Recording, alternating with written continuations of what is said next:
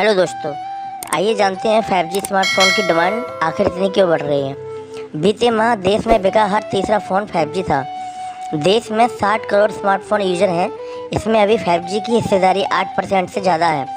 देश में एक तरफ 5G स्पेक्ट्रम की नीलामी हो रही है और दूसरी तरफ 5G उपकरणों की मांग लगातार बढ़ रही है। इसके चलते 5G स्मार्टफोन की संख्या 5 करोड़ से ऊपर निकल गई है। स्थिति यह है कि जून में बिका हर तीसरा स्मार्टफोन 5G रहा।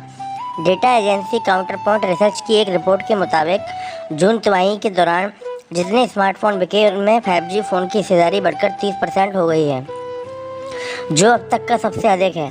इसके साथ ही कुल स्मार्टफोन में 5G फ़ोन की हिस्सेदारी 8% से ज़्यादा हो गई है।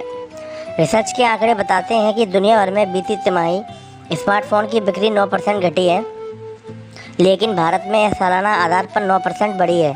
हालांकि मार्च तिमाही की तुलना में इसमें 5% गिरावट आई है। इसके बावजूद भारत में स्मार्टफोन यूजर की संख्या 60 करोड़ हो गई है, यानी देश की लगभग 60% आबादी के पास अब स्मार्टफोन है।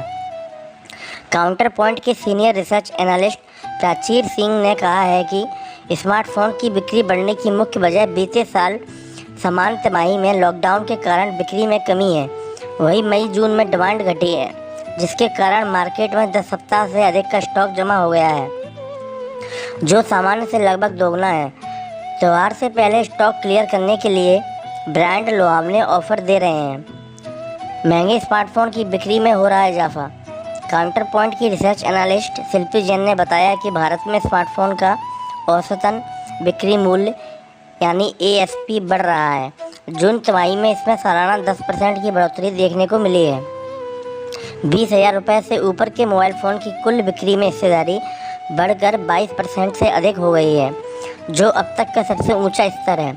आसान फाइनेंस स्कीमों और BNPL की वजह से लोग महंगे और प्रीमियम फ़ोन खरीदने में दिलचस्पी ले रहे हैं। मार्च तिमाही की तुलना में जून तिमाही में देश के स्मार्टफोन मार्केट में सैमसंग MI की हिस्सेदारी घटी है, वहीं अन्य कंपनियों की हिस्सेदारी बढ़ गई है।